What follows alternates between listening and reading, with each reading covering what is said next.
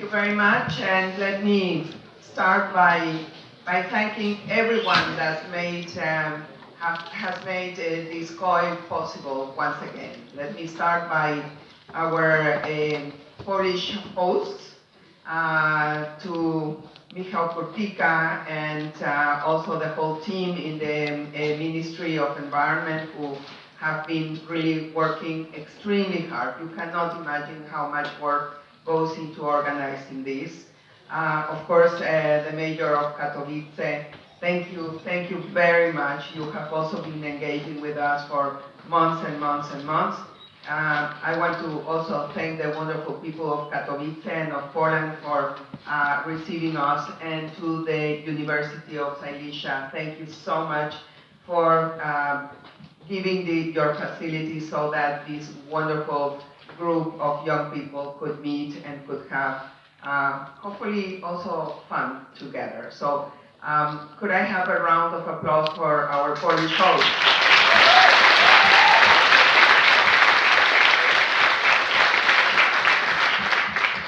And thank you, of course, to all of you who made the long way from different parts of the world to come and spend time working, reflecting, exchanging on the issue that the Secretary General has qualified as the most important threat, the most important challenge for humanity, and the first priority of the United Nations.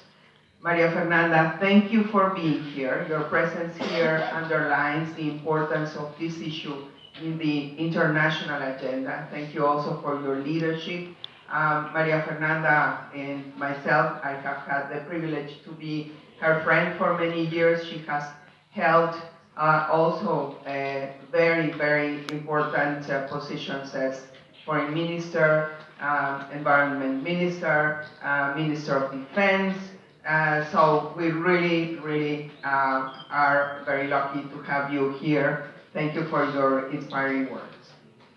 So it's always a pleasure to come and see you. And this is, for me, always one of the highlights for COPs. The Conference of Youth is energizing and always full of great ideas, as we have seen, and thank you for providing this. I'm sure that the President will bring this to the attention of all the parties to the Convention and the Paris Agreement. Because we really need this energy and your ideas now more than ever. Never have the impacts of climate change been more evident. So I'm not going to start rhyming off a long list of numbers and statistics to you, because as Maria Fernanda was saying, you are extremely knowledgeable, and we just heard your summaries of the working groups, and it's very evident that you know all of it.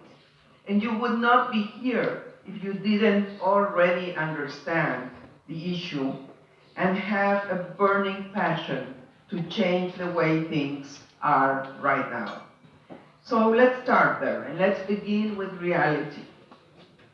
Right now, on the surface, things don't look good. The North and the South poles are melting, the sea coral is dying, the oceans are rising, and much more. Saying that gives me a mix of emotions, from disappointment and sad that unchecked climate change has remained unchecked for so long, to extremely frightened for the future. Not just my future, but your futures and the future of my children as well, because I am a parent too. Because climate change does not exist in a vacuum. It's what we call a threat multiplier. This means it has the potential to take almost every other major challenge humanity faces and make them worse. This includes issues such as poverty, migration, gender equality, and much more. It also threatens to reverse significant gains humanity has made in recent years to address some of those issues. For example, Life expectancy has increased more than 20 years in the past half century. Death rates in children under 5 have decreased, and the total number of people living in extreme poverty has fallen by 700 million people over the past 30 years. But climate change could change all that. We need to reverse this course, all of us, at all levels. One of the most significant things we can do is make a more serious effort to make a transition to cleaner, more renewable forms of energy, as you all have seen in the working group on renewable energy. And many of the world's biggest companies are doing just that. We've seen incredible growth in electric cars. Never has solar and wind power been more popular or profitable.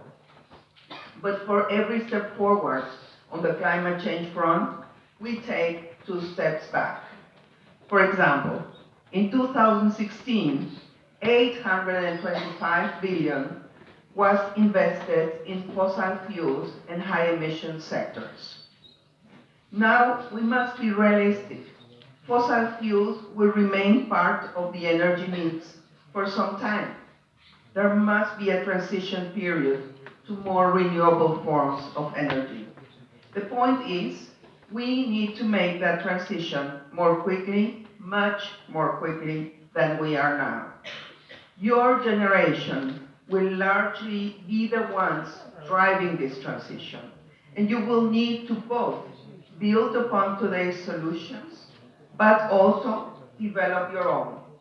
This includes, but it's not restricted to, influencing the transition towards renewable energy takes place as soon as possible.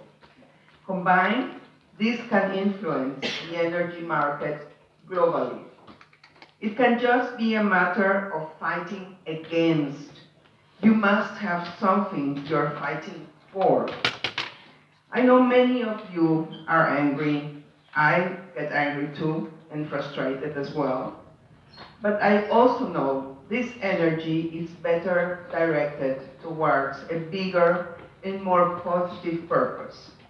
That means developing a vision for the future. Again, something to work towards. It can be as individual and unique as you are, but one that motivates positive and lasting change. For example, here's my vision. My vision is to help build a world that is more resilient, sustainable, and prosperous for all. One where we have put the brakes on runaway climate change and have helped others adapt to the impact already here. Let me talk about that prosperous bit, because you may think I'm only talking about the economy. And yes, we certainly want people to be economically comfortable. But prosperity is about more than just money. Prosperity is about respecting and protecting the complete circle of life that contributes to planet Earth, from plankton to people, from animals to our atmosphere. My vision is a positive one because I believe it is entirely achievable. Because while climate change is frightening, it also represents an enormous opportunity. And you are in an enviable position. Never have so many had the opportunity to change so much by addressing climate change and gain so much by doing so. The phrase, "you can change the world," has been around for many generations, but never has there been a generation that can make it come true like yours. The IPCC special report tells us we still have a chance to limit climate change to 1.5 degrees. It will be difficult, incredibly difficult, to meet this goal, but it can be done. But it must be done quickly and by all levels of society. It's not a 2 or 3 year fight. It's the fight of a lifetime. And it will be fought not by people my age, but by people like you. So when I say we need your energy, I'm not kidding. Let me put it this way. We don't want you to be the spark. We need you to be the flame. We need you to be the flame of hope, but also the flame that lights a fire under the rear ends of political and business leaders and any other kind of person we call a leader, myself included, to make sure we achieve our climate goals and to make sure we enhance climate action that is sufficient to achieve these goals. It cannot simply be business as usual anymore. The train has left the station. These are different times. These are extraordinary times. So, ladies and gentlemen, dear friends, today I told you my vision and how we can achieve it. But what about you? What's your vision? What drives you forward? Maybe it came out of this conference. But if it